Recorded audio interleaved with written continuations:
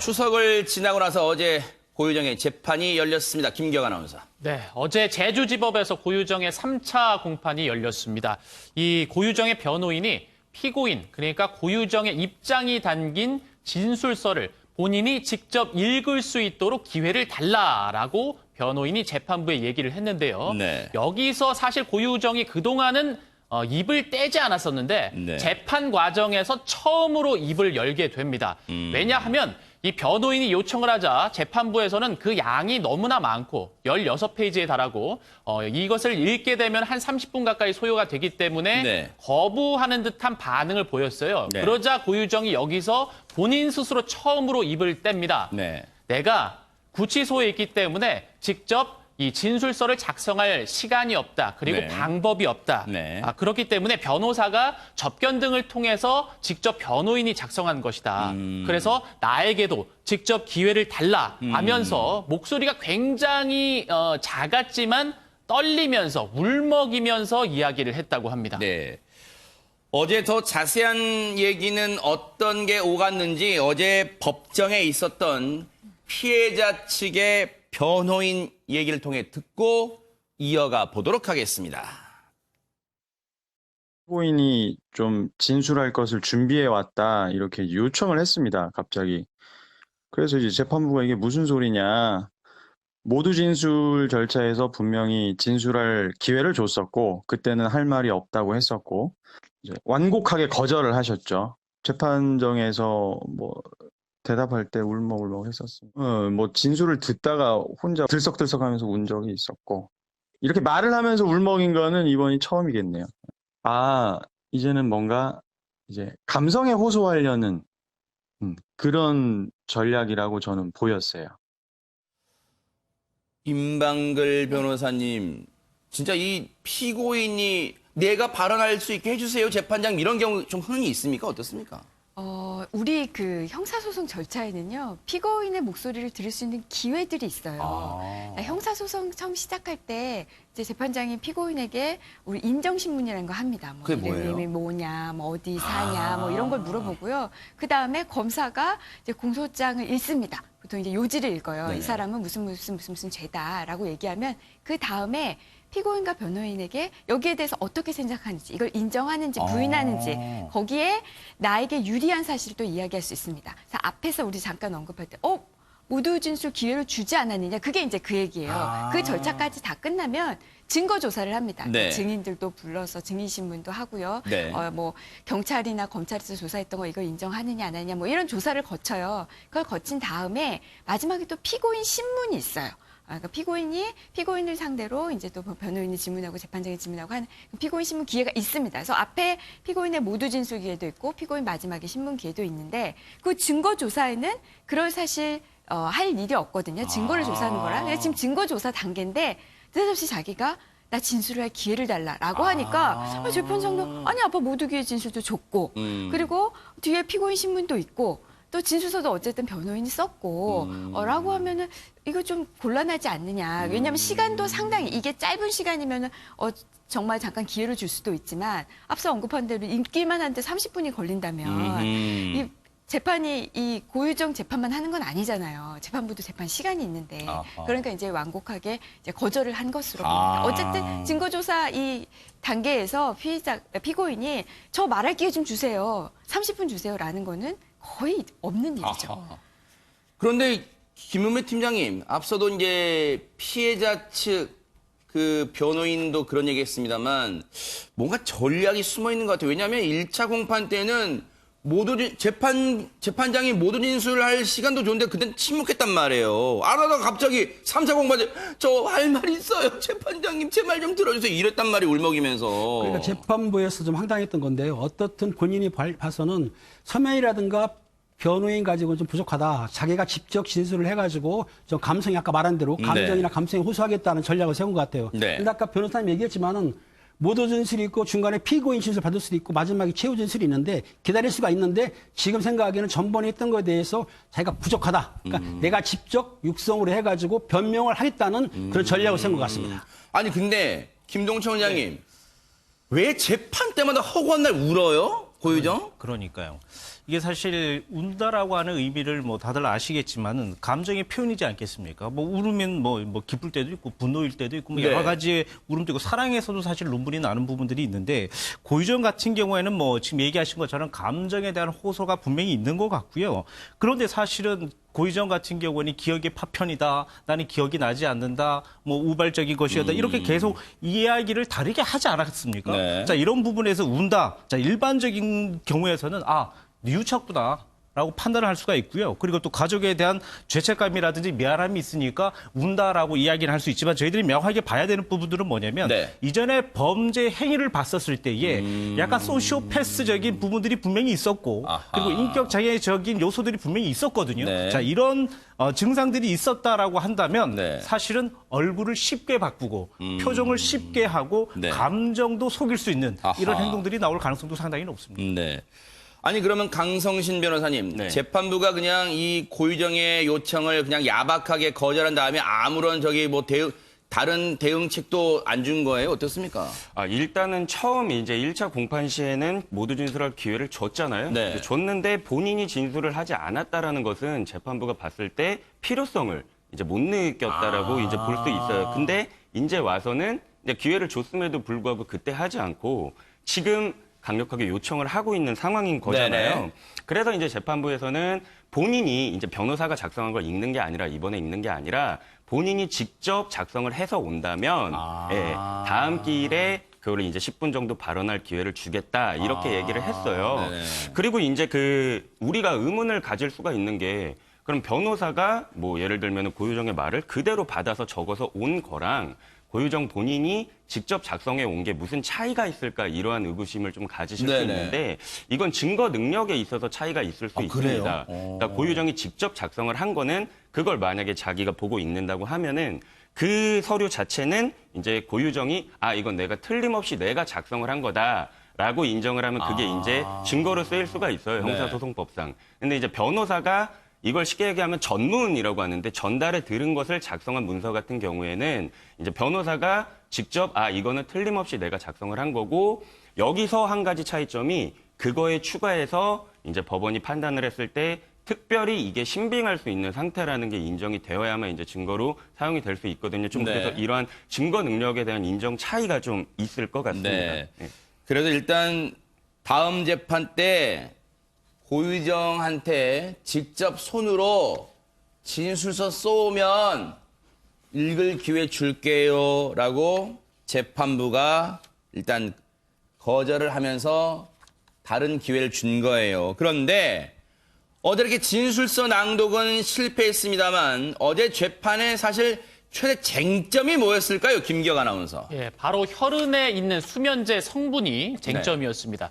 사실 이제 검찰에서는 국과수 검사를 통해서 이 무릎 담요, 고유정의 차량 안에 있는 무릎 담요에서 피해자의 혈흔이 나왔고 그 혈흔에서 수면제 성분을 우리가 확실히 확인을 했다라고 네. 했는데 고유정 측에서는 이건 피해자의 것이 아니고 고유정의 혈흔이다라고 주장을 해왔었잖아요. 네. 그런데 이날 법정에서 국립과학수사연구원과 대검찰청 감정관 2명이 직접 출석을 해서 그래요? 예, 출석을 해서 피해자의 혈흔에서 이 수면제 성분이 검출된 것이다라고 아하. 증언을 했습니다. 네. 그러니까 그동안 고유정 측에서 해왔던 주장을 틀어막는 증언이었습니다.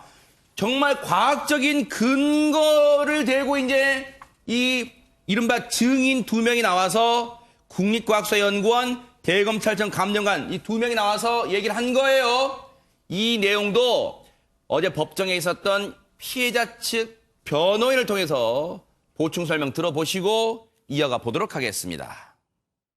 제가 앞에서 볼 때는 좀 당혹스러워하는 기색이 저는 역력해 보였어요. 왜냐하면 변호인 입장에서 주장하고 있던 내용을 정면으로 반박하는 어떤 증인의 진술이 나오면 피고인 변호인 측은 굉장히 당황스럽습니다. 이거 어떻게 해야 되지? 그러면 이제 할 수 있는 게 꼬투리 잡는 식으로 이제 질문을 할 수밖에 없는데 어제 그런 모습들이 좀 보였어요. 범행 수단의 가장 핵심적인 도구인데 그거를 사용했냐 안 했냐의 문제잖아요, 이건. 그래서 공소사실 입증의 가장 중요한 점 중에 하나였죠. 그래서 이제 개인적으로는 좀 이 사건에 있어서는 변곡점이 아니었나. 한마디로 김은미 팀장님, 저 중요한 핵심적인 2명의 진술을 듣고 고유정이 동공지진이 왔다는 거 아니에요, 지금? 그렇습니다. 고유정이나 고유정 측에서는 그 혈흔에서 수면제가 발견한 것이 자기 것이다. 아하. 그게 피해자 것이 아니고 자기 거라고 주장했는데 아까 네. 말했다시피 국립과학수사연구원 네. 그리고 그 대검의 과학수사과가 있어요. 그 감정관들이 있는데 네. 감정관들이 증인으로 나와가지고 그 담요에서 혈흔을 채취했는데 네. 거기에는 수면제 성분이 있었다. 네. 그런데 그 혈액이 누구 것이냐 네. 확인해서 DNA 확인해봤더니 피해자 것이다. 아하. 그건 확실하지 않습니까? 네. 근데 이거는 왜 중요하냐면 네. 사실상 그 고유정은 뭐라고 했냐면은 수박 때문에 쓸다가 아니면 닦다가 우발적으로 했다. 그렇죠. 그런데 남성 그 죽은 전 남편이 책이 커요. 네. 그러니까 격투에서는 죽일 수가 없어. 그런데 그 1m 80대는 큰 사람을 죽이기 위해서는 수면제 약물을 탔을 것이다. 그러면은 네. 본인이 의식을 잃은 상태에서는 살해가 가능하다. 왜냐하면 아하. 시신이 없어요. 확인할 방법이 없어. 네. 단지 그렇게 추정이 되는데 마침 혈액 속에 수면제가 있기 수면제 때문에 성분이, 됐다 한다면 그 수면제를 칼에 다 먹여가지고 네. 증거에 막가라는 것이 아하. 인정되기 때문에 고유정 측에서는 상당한 증거가 되는 거죠. 네. 이렇게 되면은 어제 공판, 3차 공판에서는 고유정 측이 상당히 궁지에 몰린 형국이 됐잖아요, 임방근 변호사님. 그렇죠. 졸피뎀이 나왔잖아요. 지금 앞서 잠깐 설명을 해주셨지만 졸피뎀이 피해자 혈흔에서 나오면 우발적이라는 걸 주장하기 어렵습니다. 그렇잖아요.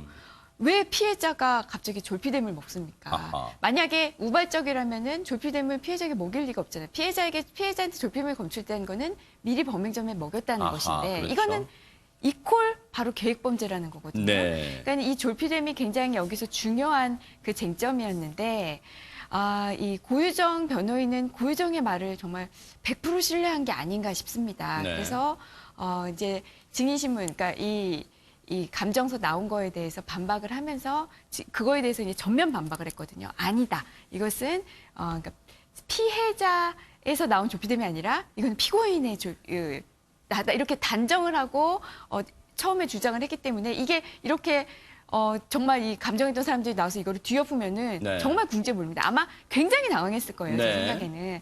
그래서 정말 그 피해자 쪽 변호사 말대로 네.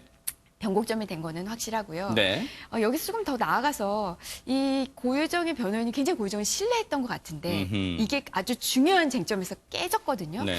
그래서 이제 개인적으로 주장하고 변호인과 고유정, 그러니까 변호인이 고유정에 대해서 갖고 있던 아마 신뢰도 상당 부분 깨지지 않았을까. 하하. 그래서 그 이후의 변론에 대해서는 변호에 대해서는 네. 좀 더 신중하게 네. 하지 않을까 예상을 해봅니다.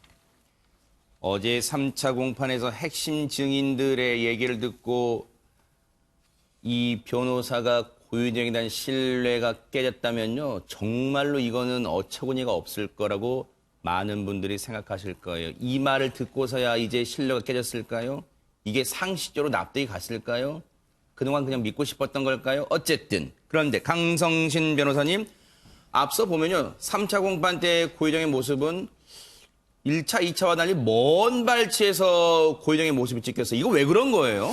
일단 그 교정 당국의 인권 보호를 위한 수사 공보 준칙이라는 게 있습니다. 그게 또 뭐예요? 예, 여기 이제 시행 규칙인데요. 네. 쉽게 얘기하면은 고유정의 신병 관련해 한한 거랑 그리고 이제 초상권에 관한 보호 조치를 할 수 있게 이제 규정을 한 거예요. 네. 근데 제가 봤을 땐 이거를 이제 두 가지로 나눠서 생각을 해야 될 것 같은데 네. 이제 첫 번째가 이제 초상권 관련한 내용, 네. 그리고 이제 두 번째가 신병 보호에 관한 내용인 것 같아요. 네. 그러면 이제 첫 번째 초상권 관련한 내용에 있어서는 네. 의미가 없다고 보여집니다. 이미 고유정의 얼굴은 다 드러났고 공개가 된 상태인데 네. 굳이 이제 언론의 밀착 취재 같은 거를 사진을 찍는 것을 이제 교정 당국에서 못하게 네. 막는다라는 게 무슨 큰 의미가 있을까 이러한 생각이 들고요. 네. 그리고 이제 두 번째로는 신병 보호의 측면에서 보자면 이거는 조금 납득이 갈 수 있을 것도 어떤 건데요? 같아요. 왜 그러냐면 이제 막 그 전에는 머리채를 잡거나 막 이제 그러한 일들이 있었잖아요. 네. 이제 공분을 사한 충분한 그런 사건이었기 때문에. 지금 저 사건이 저 장면 네네. 이제 저런 상황을 막기 위해서는 이제 본 시행규칙에 의거해서